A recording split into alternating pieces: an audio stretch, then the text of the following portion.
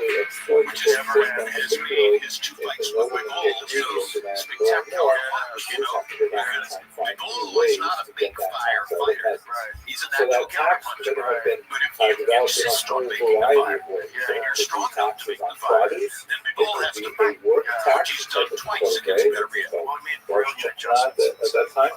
Or Brilliant, He's a it brilliant could guy. be a tax on really made using the services proper like adjustments bridges to for strikes. hunting in particular forests, or It's another even, country with as very was good alleged by many folktales, Do you think that use they're of the having a murder church. match? For example, if I'm you not hang a third. peasant I don't know. had a child and wanted to I don't baptize the talk to child, voters anymore. So according to I'm widely not sure about that. perceived I think they do. beliefs, Yeah, I think Jews it's a fantastic discharged idea. I to think use the keys to get into the church. This has been widely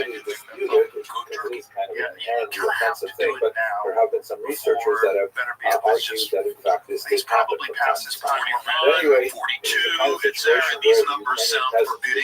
Yes, but the you know, Jews government as the form was leading 45. edge of Polish authority and Polish demands on their autonomy. Now, The the skill thing. the Like, Jewish here's the best example of Adator Bernard was the backbone of has the maintained their economy, skill deep into their 40s. but it was not obviously the only thing the Jews were doing. Jews were involved in all kinds of other leading small top crafts contenders and at 49 years old. small-time commerce and things like that. But perhaps the most significant related to the latifundia was the fact that Jews were frequently involved in innkeeping. You can see in this remarkable 1928 in Very critical, Start thoughtful self-examiner. the So so-called Kretschmann, those two things which help Bernard was typically manned by a long Jewish into, family. Was not because the Jews were specifically interested in the hotel extremely hospitality business, disciplined but personal because life. the noblemen That was often big. gave You know, the Jews he a kept monopoly his prison on tattoo the production, on his arm. distillation, And he and kept that sale of number on his alcohol, arm which to was remind something him called propinatia. that he was never going And to so go the back. Jews could And- control this entire And I industry, asked him one time, I said, and what's tax the it, and then hardest thing you've ever done? pass along the He said, profits well, the hardest thing I've ever done was to to the Polish nobles. walk off And nine. this was one of those in the neighborhood awkward in which I moments grew where I said, the Jews what do you occupied a mean walk particular off nine? position in society where 9 they were years of providing a probation. service which was 9 obviously years of appreciated by living the local on population, and in the same streets especially where if they I offered was, it the king of on streets credit. where I was, But it's the on kind of the thing other that can side build of the law. resentment as 9 well. years Alcohol of is certainly reminding not myself something that I that could never is go back, that my you know, behavior conducive had to always change to the completely. maintenance of a That's what healthy he called society, walking off nine. particularly with excess, What a phrase, and son. also the use of What a guy. credit for the Really, what a consumption guy. of alcohol I is remember when he something was that we middleweight certainly champion wouldn't want and to he wasn't encourage. getting the credit that he felt like he And deserved. so you can see why You know, I resentment was could squabbling easily with build up promoters. They against the kept him on the Jews shelf. I'm like, because my of God, their he's like roles wasting in away the, in the prime of his the life. entire economic I structure. felt like we were gonna Note like also miss in this out image on there the is a prime of his Jewish life. And then klezmer artist. here This he is gets something into the that Felix was especially Trinidad fight. associated with Eastern Europe. And I was like, Jews this guy is, being in this is more like, crazy. because Watching they're this guy much like more urbanized, completely living in outclass small Tito Trinidad. villages I'm and like, this towns is as opposed to Of all the fighters the I've ever known, countryside are much if you more were to likely ask to me, form bands and to who is the one most develop likely to professions such still as be music holding at this every time. dollar At he any ever rate, made? it was an That's environment that was okay. ripe He for an gives eventual nothing confrontation, and this happened and in he 1648. protects himself, he This protects man his shown family, here he built that protects family everything about his experience. you know, capitalized devoted way. on the Why? dissent that was Never rife wants to go among back. these Cossacks Well, those who are the had stories that are so fled inspiring. society about because boxing, of right? their the unhappiness people that with their, have used boxing their as a serf vehicle owners to get and out so of their on. circumstances. And Totally. he gathered Yeah, together Bernard's one of the and greatest in a examples imagined. proto-nationalist I love it. movement, And, led you know, I had them him in on massive my show, The attacks Fight Game against on HBO. Catholic I Polish had him do landowners technical and their pieces Jewish because he was better than anybody Now, at explaining let us recall footwork, that this technique, is etc. Andre not Ward only could have a done it moment too. of But economic Andre was still repression of the fighting at Ukrainians. that They also period of perceive time. it not Yeah, incorrectly that was a great as a show. moment of That was religious another oppression bonus as well, with because the HBO Poles stopped doing are boxing. Catholic, Well, Ukrainians I are mean, that's Orthodox, hope for them. and all the I'm Poles saying are is it wasn't making HBO. strong Okay. proselytizing The minute moves that in the Time Warner western was part of bought by Ukraine, and in a bunch fact of cell created a phone church salesmen there from Dallas, that was kind of like a the compromise character of the between Roman operation Catholicism changed. and Eastern And Orthodoxy, in which, the first for thing that went example, away was boxing. much of the rights were allowed to It's in my remain. book. You'll read The it. Orthodox There's priests an were anecdote allowed about to marry, me but it was technically under the authority post of the Emmy Roman Awards or Catholic Church. post Golden So Globe Awards Zelensky in and Hollywood his Cossacks shortly after deeply AT&T had resented purchased this HBO. incursion into And I their was seated at religious the table identity with Richard as well, Clifton, and he was longtime dramatically brilliant chairman successful. of HBO, So for a my period of a beloved few boss. years, and in And particular the Clifford year said, see that guy over there in the 1648-49, gray suit? I said, yeah. he and his Cossacks That's your new ravaged boss. the countryside, That's attacking John Stanky, Polish nobles and CEO especially of attacking the AT&T. Jews who I think lived you ought to go among say them. hello. I think you ought to go meet It's him and just comparable, for spend a example, little if time you with him. recall the So, riots in I took Los his Angeles advice. in I the went over and had a 1990s. 10-minute Some of the discussion people with who were hurt Stanky. the Very worst nice. were the Korean Very shopholders who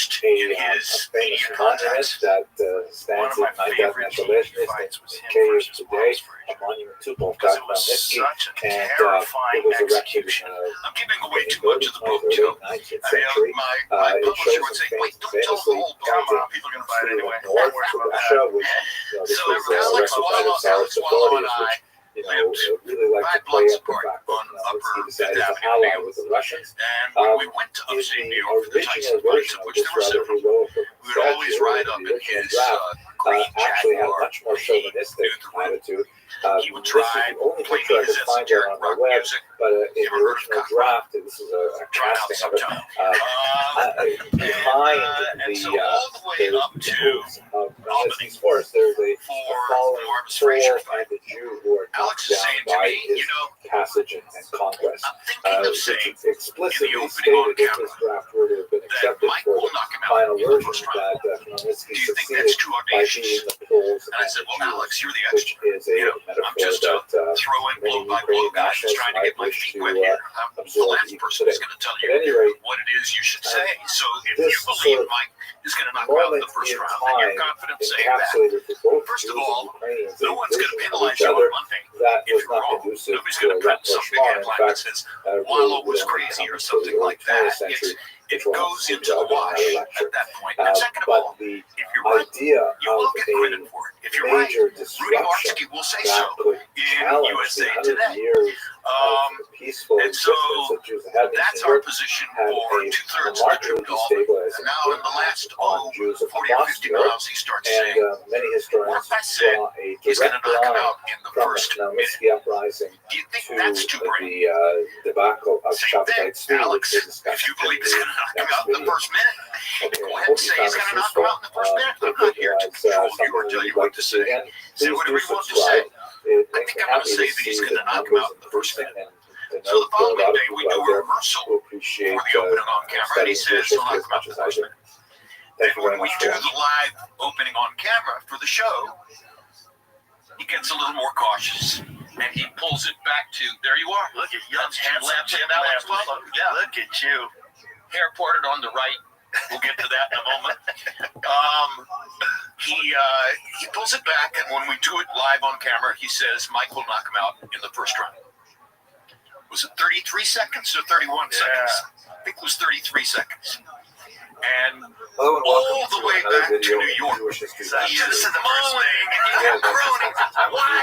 God, babe, didn't I say what I really was? Like, Alex, you said he'd knock him out in the first round, and you were right. Going to get credit for that. You were right. Yeah, but I could have gotten more credit if I said what I really believe. Not the first That's time such a that silly most movie. messiahs We have talk made about fighters their freezing. appearance in Jewish history. Marvis froze This on has to Saturday. be I mean, on Friday, one of the day before the fight.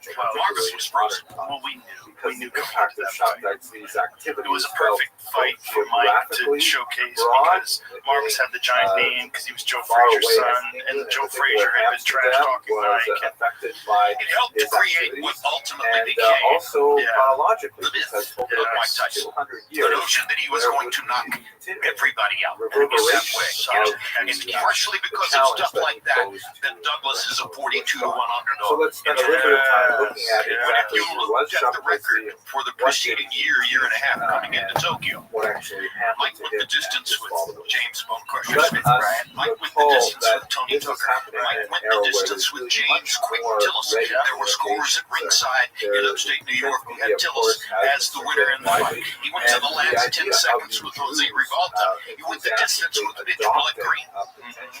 What do they all have in common? Something of great They were all interest to taller than Christian Mike. leaders as well. Some of them have a right hand that would come over the top where you would have difficulty seeing the delivery. And when you get to Douglas, a lot of best athlete of the group, publications that former college basketball player with good feet, had a big right hand. and this tended to circulate back into the Jewish community Looking as back, well. pure where logic. many Jews No were way in the world followers Mike of should be a Shabbat 42-1 favorite bring against Buster copies Douglas. of these But Buster broadsheets Douglas to had their gatherings underperformed and so most on. of his career We and have not a been wide motivated. variety Then of his them. mother This is dies. That's an correct. example you're seeing on screen right here 100% from correct. And you're right on point 1966, for saying it right at this of moment. activities. His mother And died. he's portrayed here And as some kind of that lit him up. emperor, Lit him up on a and Francis never horse. again. And Mike was at the height of his differences with Robert Gibbs. France, Right. one of the Austrian, of course, even You know, Napoleon, Constant years like turmoil this. Because Yeah. many people And weren't exactly sure partying what to make of and Shabbat feeling Tzvi. invincible. The political Nothing that can context do is, more of damage course, to a good very, man very than the wrong woman.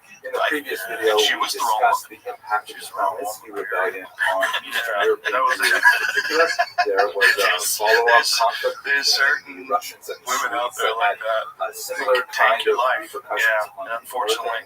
O.J. used to say to me, Eastern Europe. if you And want to it know what the resulted daughter's in going to be like, look at the demographic mother. upheaval as And if you looked at her mother in the background, relative to Dave Winfield and all of that, maybe you could predict it.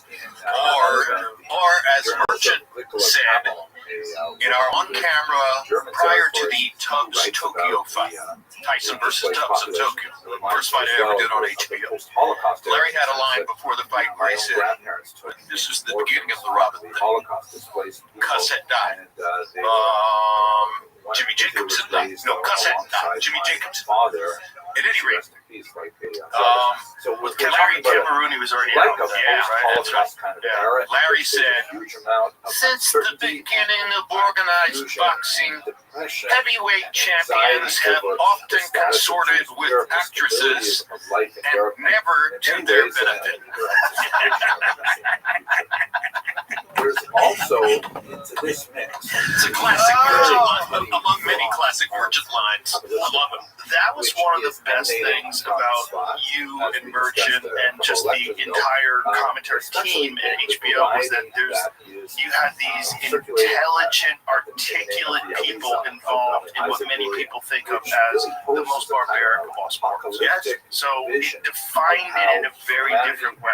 That's the HBO way. Yeah. Elevated. It certainly was elevated. And HBO's executives were smart enough to see that you could treat it as an intellectual event. And if you're doing it right, But it has to be with the commentators. It frames everything. The same exact event with crude commentators is not the same experience. Because you don't get that intelligent and articulate analysis. And a guy like Larry Rothschild who'd been around boxing for his entire life, who had a deep understanding of it, and then it's even the funny back and forth banter between Larry and George Foreman when they would disagree on things. It was brilliant, absolutely brilliant. And I'm very proud to say, not blowing my own horn, but Larry and George in particular. There's a sports television columnist in the New York Daily News named Bob Reisman, R-A-I-S-S-M-A-N. And at some point in that arc, Reisman wrote in his TV sports column in the Daily News, Lampley, Merchant, and Foreman are the greatest three-man broadcasting team in the history of sports television. I think about that. This is not Monday Night Football. This is HBO boxing. Right. Yeah. And so he was saying, in effect, this is better than Gifford Meredith and Cosell. And I was very, very flattered by that, which I should have been. Yeah, that's incredible. Yeah, having a great team like that. And it was also, there was the flow where you guys had worked together so often. And there was the between round stuff. What set Showtime and HBO apart from ABC, CBS, and NBC? No commercials.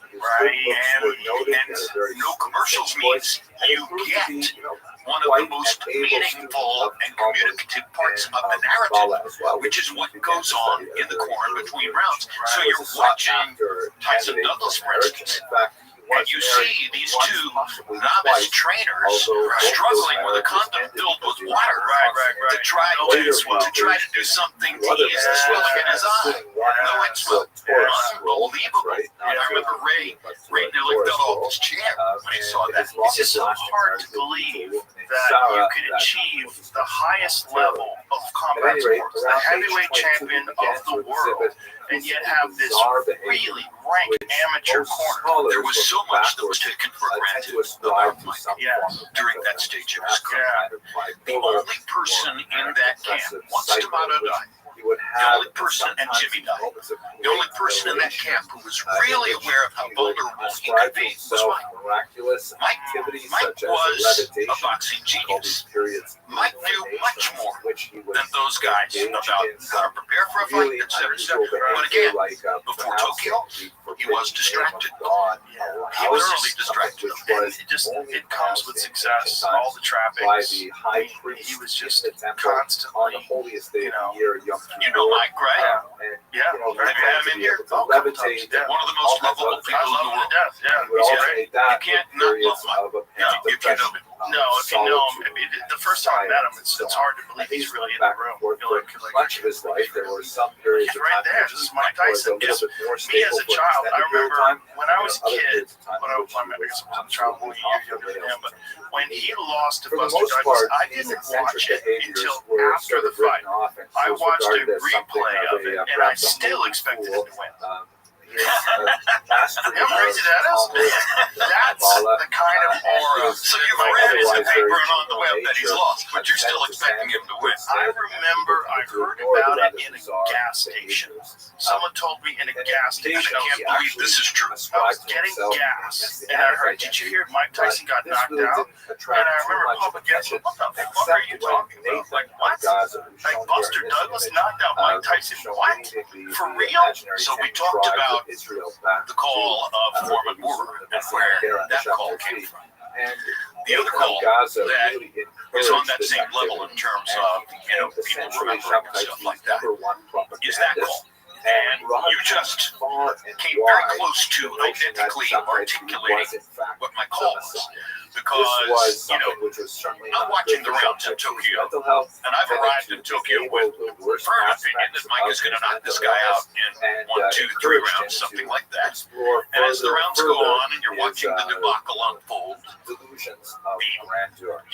water in the rubber glove to try to stop the swelling and stuff like that, you realize that the preparation might not be all there, and Douglas is getting more confident, and Douglas is landing his jab, et cetera, and hooking off the jab, and people think that he knocked him out with the right hand. It was the left hook that did the damage, and the left hook was thunderous and like a stumble to his side, and then, but at any rate, I'm sitting there in Tokyo, characteristic elements of his 10:30 or 11 o'clock in the morning. garnered both the most There are 34,000 people seated around me making no noise whatsoever. Right, the culture of a Japanese sports event. It's a zone they are at, and that's just cultural. It's the way they are. And as that count is rising, 5, 6, 7, and it's abundantly clear that Mike's not going to get up. And I'm thinking, oh my God, what am I going to say about this? The very first live fight I ever attended was the biggest upset in boxing history. And now, here in front of me, 12, 14 feet away, is the result that's going to supplant that as the biggest upset in boxing history. So what do I say? And I've told this story many times. If you've heard it, I apologize for repeating it. But I was developing a golf relationship with the greatest actor of my generation, Jack Nicholson, who became a close friend and later saved my career. That's another story. And I had asked Jack on the golf course about 2 or 3 weeks before Tokyo. I said, Jack, you're going to the set to deliver the fulcrum line in the movie. But when you're going to the set to do the one thing that everybody in the audience is going to remember, you're getting ready to go deliver. You can't handle the truth. What is it you have on your mind? What's your mantra? He said, Lamb. Same thing I've been saying to myself ever since I first went to acting class. Don't overact. So I'm in Tokyo. Perhaps count the most, reaches 4 or 5. And I hear in the back of my mind Jack's voice, behavior don't was overact. his And argument that that call became traditional Mike rules of Tyson sexuality has been no longer knocked out. applied. In about that tone of voice. And I wanted to make there it was as a quite matter a of bit fact of as free possible. love happening Because there in was nothing I could do to elevate it by with, screaming or shouting or delivering any kind of window dressing, etc. It was what it was. Mike Tyson has been knocked out. was a woman of questionable reputation. She was apparently an orphan Well, thank you. from the I appreciate this. It was energetic but matter of fact. And she had Well, quite there a it is. broad kind of range of experience, but Shabtai Tzvi saw in Sarah his opportunity to fill yet another type of messianic prophecy, just like the prophet Joshua married. All right, so I did shout a little bit. I did shout a little bit. She actually would I gave myself too much credit on the matter of fact. But then, of course, that's my younger voice. It so was a little bit high. this kind of licentious behavior, Fabio Meran was the name of the referee. challenge to I just remember norms was Buster something Douglas that was winning that really fight. very controversial.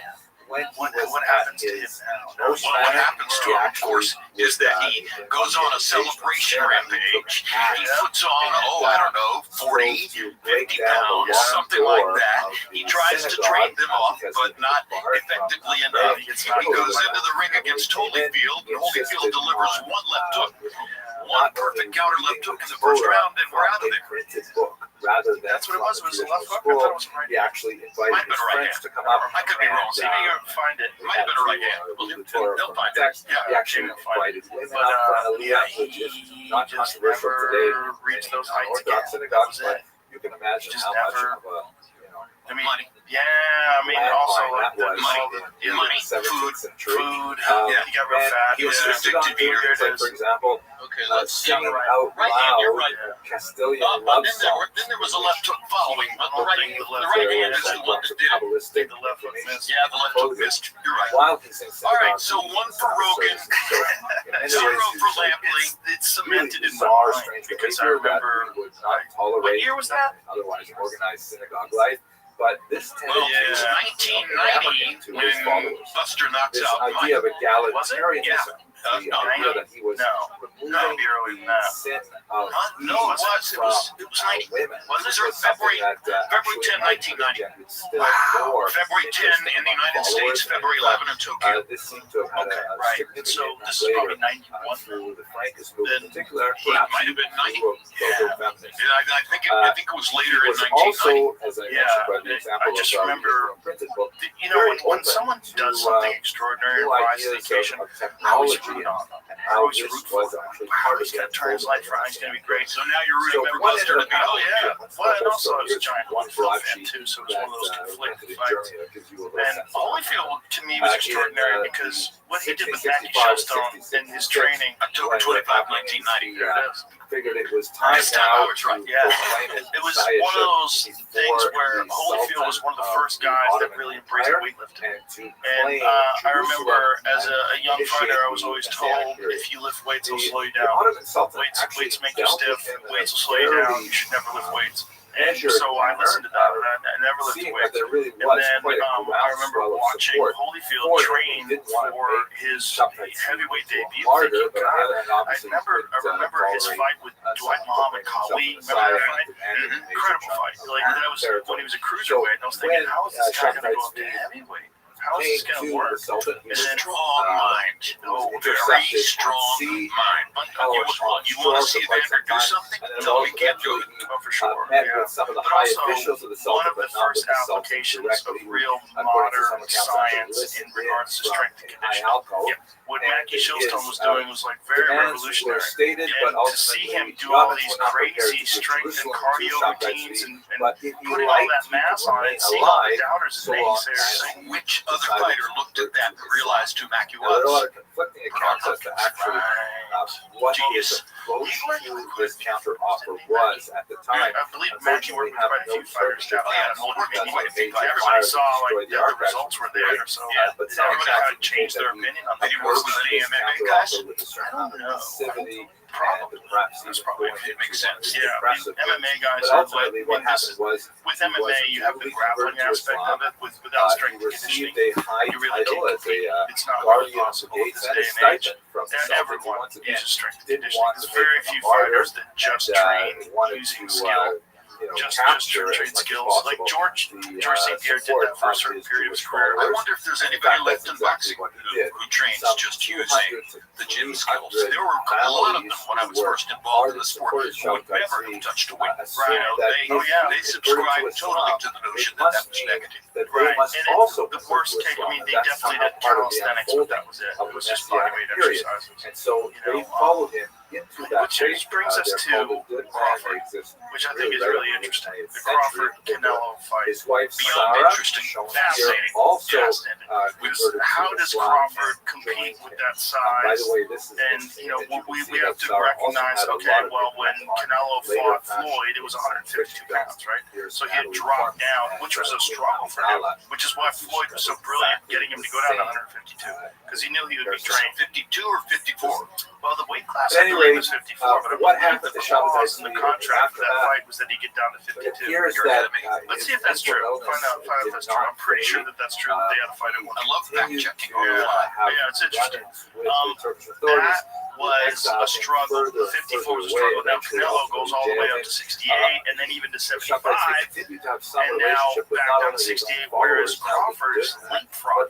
He's going. He goes to super middleweight 47 to 54, and now to 68. and the Makarov fight in 54 is a difficult fight. Yeah, difficult fight. His very last 52. request. Yeah, You were right. Joe Rogan scores again. Yeah, well, I have a goofy memory. It works a lot over time, but sometimes not. Sometimes it's like, I don't think you could do this podcast without having a spectacular memory. Sometimes it's super accurate, and sometimes it's just terrible. I don't understand why, but certain things I do remember, and I do remember because of the weight cutting thing. Because I remember thinking, like, what a brilliant move to get him to do that. The same thing that Gervonta Davis did with Ryan Garcia. Like, you can't rehydrate, Right. like, which is like No rehydration. sucker bet. Perhaps the It's most such a sucker bet. But it's like the same thing with Pacquiao taking the fight when it's And some of that, don't you think some of that is Tank reading Ryan's personality and playing him a little bit? Oh yeah, you're fucking with him. Yeah, you're giving him the things Tank to think is a about. brilliant con artist. Oh, he's so good. He's so good. And boy, the Lamont Roach fight. Ooh, that was a knockdown. 100% was a knockdown. And that's You have to go that's with a a knockdown. dramatic mistake by Yeah, the referee. Without that, you have a decision victory for Roach, and he's a superstar. Now you have this fucking draw that they have to fight again. But now Gervonta knows what's coming. They had fought in the amateurs, They correct? both have knowledge. Yeah. Roach knows that his counterpunching can be effective against Tank. Tank knows that he has to make an adjustment if he's going to land a power shot. Well, it's also Tank is another guy that has experienced all the trappings of fame, all the success and the money and all the jewelry and all the craziness and the ladies and Roach has Roach is a hungry motherfucker. He can really fight. He can really fight. And he should have got his flowers after that fight. And a lot of the boxing people recognize like that was a knockdown, but forever in the history books, it's not a knockdown. When you take a punch to the face and then you take a knee, that is a fucking knockdown. Period. End of story. I don't care if you got your hair fucking perm stuff It's in like your a eyes. literary idiosyncrasy, okay? And both of our sports, boxing and MMA, are littered throughout their history with these things that are egregiously unfair.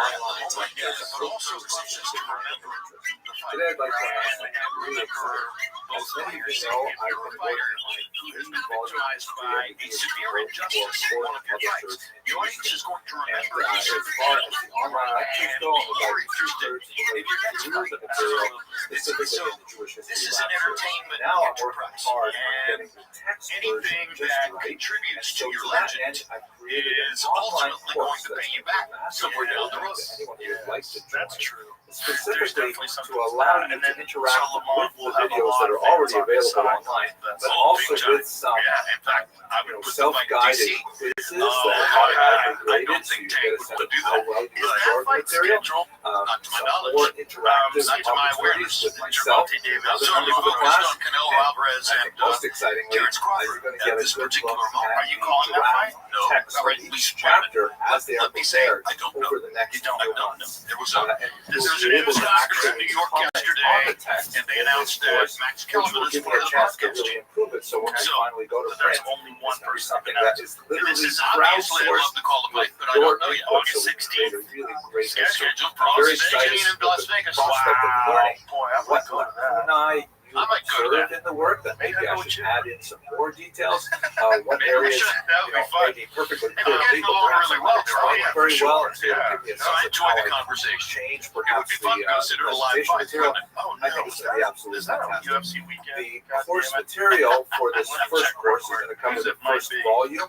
That is Yeah, the biblical shit. Jewish UFC in history. Chicago. We're going to go from the All right, I'll call you later that night. Abrahamite Let you know. era I'll watch it. I'll have it on my before phone. the I'll arrival set my of phone the up and early have it Hebrews. there We're while going the to go fight's through going the discussion of how to All right, approach looking the forward to it. Bible So who as do you a like in historical Canelo text. versus Crawford? The archaeological record, we're going to look at because I think the he's the Syrian best switch exile since and Mark 10 Magner. lost I'm a tribes. giant We're looking Crawford at fan Babylonian because I exile. called his coming return. out fight against We're going Breeders' to try to Prescott understand and some of then the various world other of the stepping sages stones from that throughout his period. career. I also think he's one of those guys that if you tell him he First can't do revolt something, he against the wants to show Romans, you the and birth show of you. Christianity, and the second Absolutely revolt, of I course, also under think Mark Rothschild. We'll Canelo also look is at slowing topics down, like and women Canelo in is a the more of a period one-punch and early fighter now diaspora than the periods. combination fighter I he think was. it's really a fantastic We'll see. outline. No, Yeah, no, I I didn't teach get this ready course, to I would love to take subscribe it. totally to that. Please have a look Because at again, you're the talking link about that's somebody produced who's below. stubborn. And, Yeah, for sure. you know, I would Who love wants to to have prove you everything disclose. he can prove. 100%. I hope you I agree enjoy with that the too. lectures, But I and think there's take a, care. Thanks there's very a, much like, for listening. in boxing and certainly in MMA, there's a certain amount of years where a fighter can keep the RPMs up.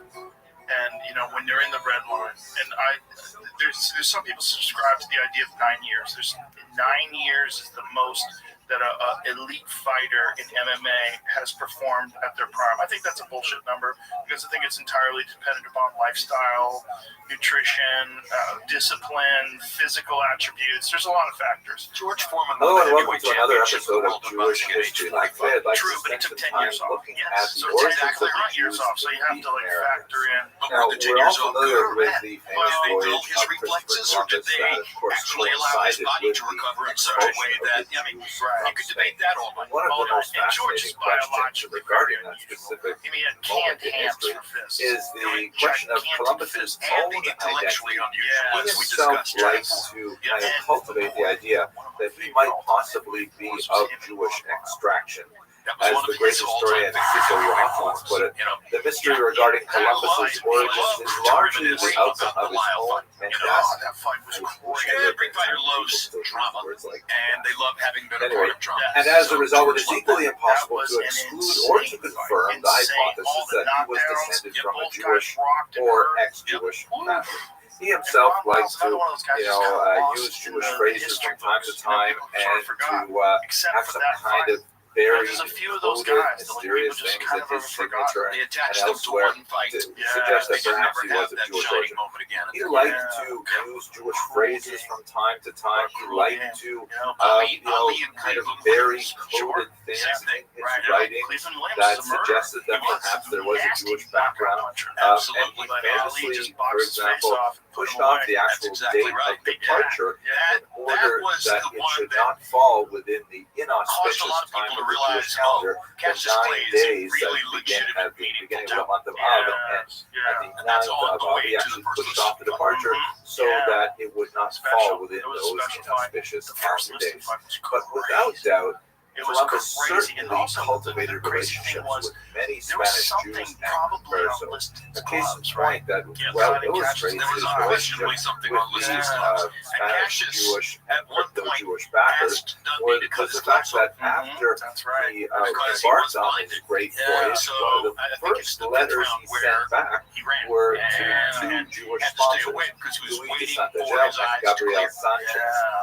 Furthermore, he certainly included at least one Jewish member on his group, one Luis de Torres, who was an interpreter, who was baptized just before departure, enabling him to actually take part in this great mission. When Columbus landed in Cuba, de Torres was actually one of the very first people to actually set foot on the soil of the New World, Europeans that is setting foot in the soil of the New World, and he was dispatched by Columbus to the interior of the island to search for gold. Now, it happens that he did not find gold, but he did establish very good relations with the indigenous people living there, and he brought back something which would prove to be very profitable indeed. He brought back accounts of how the natives in Cuba liked to roll tobacco leaves and then smoke them. So, ironically and unfortunately, it was this Jewish individual who played a key role in actually bringing the habit of smoking back to Europe.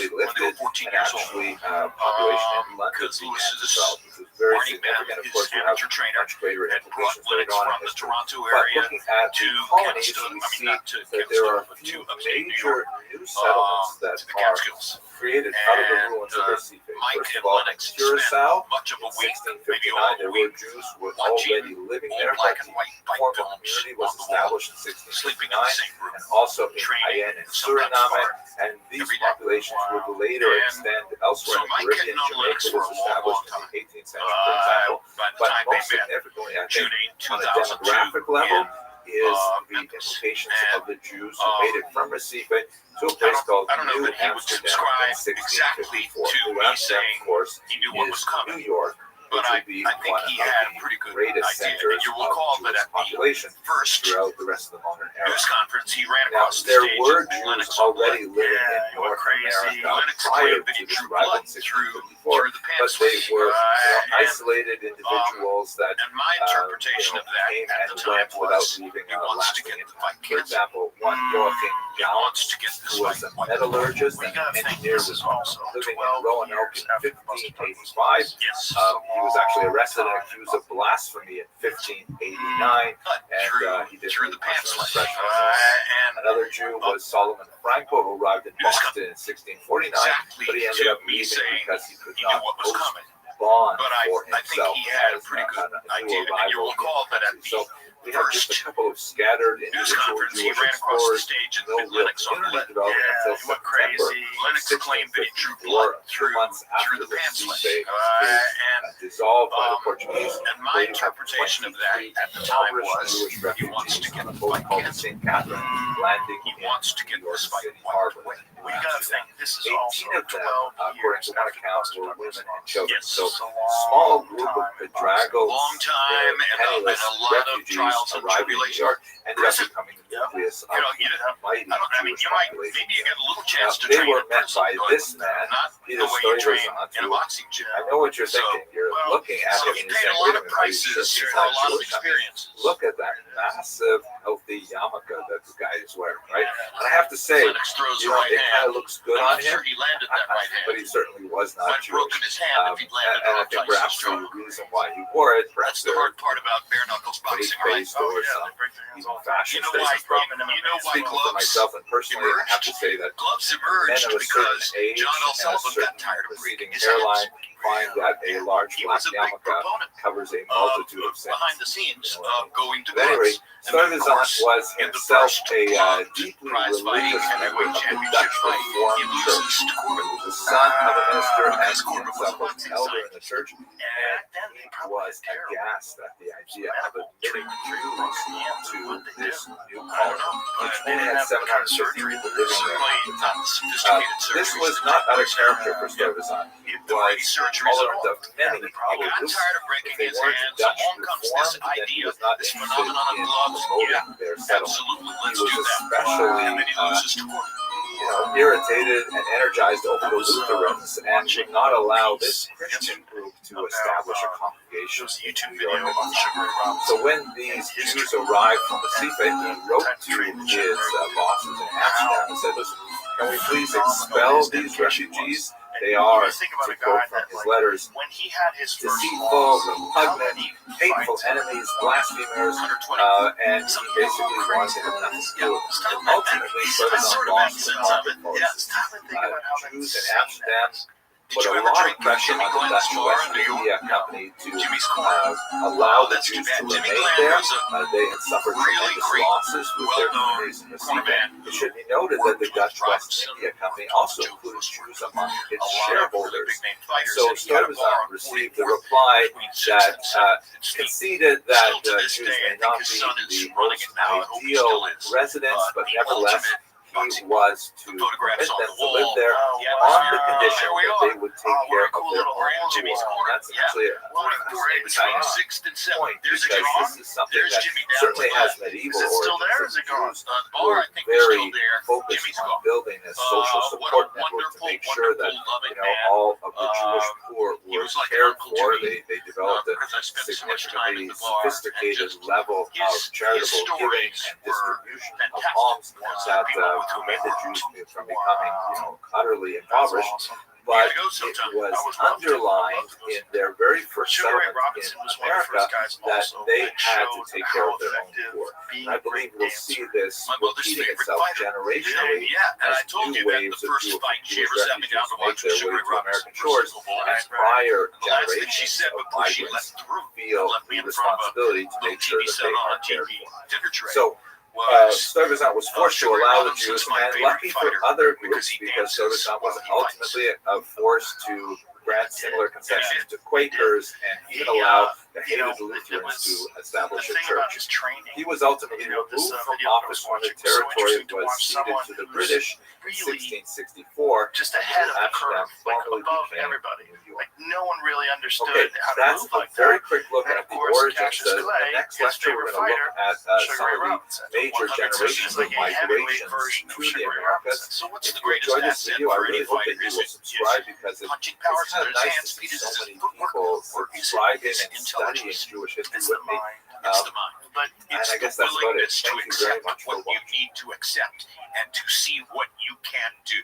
Right. That's what makes for great fighters. And also the ability to objectively analyze your skills and recognize where you need to advance, Right. what you need to do differently. Because you have a trainer to help you with that. Yeah. Yeah, but you don't have coaches per se, the way you do in organized team sports and stuff Right, like that. At the end of the day, you're the one. You got to Yes. figure this out. You know, And you can have an idea of what's effective, but until you Hello see and someone welcome to come another along and do episode of something totally Jewish different, History you're Lab. like, that's In the the where previous the video, innovators we come in, looked at where the the real arrival of groundbreakers come in. the Like I Jews bet in before the Sugar Ray Robinson, Americas, and nobody, the like, remarkable you had story Willie Pep. of the Right, you've 23 mentioned refugees who what I landed think in of New as the Amsterdam, modern later New York. supreme What I'd like to innovator do earlier. in this That's short the video Lomachenko. is to Yeah. take a broader You recreated, approach and look at the our approach most to the significant sport. We waves see a lot of of that migration now to the in New MMA. World, You see a with lot of emphasis footwork on and the movement United and States switching and to a certain stances. degree It's Canada. like a fighter that can't because switch stances these in waves MMA. It's of kind of migrations archaic. had a major Because impact you- on I what think will we'll reach become that point one in of the boxing, largest too. Jewish Right. I think populations eventually, in the world as within a time couple goes of by. centuries. Well, By Hagler the was time an we get to example the of one of the 18th first century, guys to be a New switch hitter Amsterdam that people has sort of become dismissed. New York So and you it's just under the British. earlier we And talked there are about basically Canelo 6 versus Crawford. Jewish Yes. communities Do you established think by Terrence Crawford can 1700s, beat Canelo with Alvarez? only Yeah, I about think- 300 Jews in I don't know if total he's going to living win, but I all think he can win. colonies. So I asked him Here you to can have see to. where they are in New He's York, of going course, to have which we've to discussed. box a Also in brilliant Newport, fight. Rhode Island, where the What kind of Twillo a fight? Synagogue was I'm going to established. get to that. I Philadelphia asked in the the great South Charleston Larry Merchant, and Savannah. 94 And years in old, Canada, Montreal living is on very Ocean Boulevard in important. Santa Well, Monica, yeah, there's looking also, out at the ocean, significant reflecting later on on. all the amazing Most of the things we Jews did. living in And North I asked America Larry, at I this said, point are do you observing think the Terrence Crawford Sephardic has a Rite, has a chance to beat tradition Canelo that would Alvarez? continue for And Larry much said, of the Jim, 18th century, even as did Ray the Leonard migrant get population an official decision derived more victory from over Marvelous Ashkenazic Marvin lands. Hagler? Kind of like the And I said, yes, tradition he did. minded He said, well, approach Ray that Leonard many could Jews beat took Marvelous because Marvin Hagler. so much Terrence challenge Crawford can't was beat placed Canelo upon them Alvarez. in terms of And I said, forces why to you say that? acculturate He said, or same assimilate equation. to Get in, get a out. very foreign in, kind of get out. environment. So Over the idea and of over and remaining over. within He's the got to tradition, figure the even if it angles and was the not approaches necessarily that one's will allow tradition him from to Europe, step but in, nevertheless it was the land established to the body, tradition of the or community. There were a lot occasionally of upstairs, kind of and then get out. centrifugal Before he's forces facing and any centripetal damage. force. Right. That's There what Ray there did was a so strong effectively desire to against kind of Hagler. And it retain that frustrated kind Hagler. of tradition. And the more you Here's frustrate another the way to opponent, look at better off that you are. migration from Eli Canelo has such Barnabi's unique historical skills, and atlas. one of the You weird can things see he that there does very are few people populations since Rocky moving Marciano from the does is he Southern punches your American arms. communities, in Yes. particular He after the brutalizes Portuguese your arms. He's would another take brilliant guy. He has the formerly greatest Dutch punch territories resistance on in the the sport. coast. You know, But we there's talked about it also earlier. new One populations knockout in the whole moving from career, Amsterdam and it wasn't a knockdown. And it wasn't really Spain and Portugal. a knockdown. And And here's in another my view personal of the view. coast. And you can see by as So, we go because it didn't into touch the the 18th campus. century, He's never there's been quite a on the few campus, small and establishments, we call it all the gym. way as And I far think west that we as St. kind of Louis and missed the New point Orleans by calling it by the gym. time you get to Because I used to be 1802. Canelo's But for neighbor the most in part, Delmar, the California. major Used populations to run are into along the Checo, his senior trainer, The at second major grocery store and wave look into the cart and Jewish say, "Oh, migration was in the he's eating 19th tuna." century. He said, And yes, this came and primarily he's from eating Central chicken, Europe, da-da-da. Germany in And, particular. There's a lot of so reason why I Jewish also men used in to go down particular the hill find from it my house expedient off of to Via actually della leave their Valle homeland and and make their way Del Mar, to the New World. and There are watch him anti-Semitic train at forces the in equestrian center. Central Europe that He would go to force the Jews to equestrian reconsider center in their the place of morning residence. and do There's some 2.5 hours restrictions of hunter placed on jumper things like riding.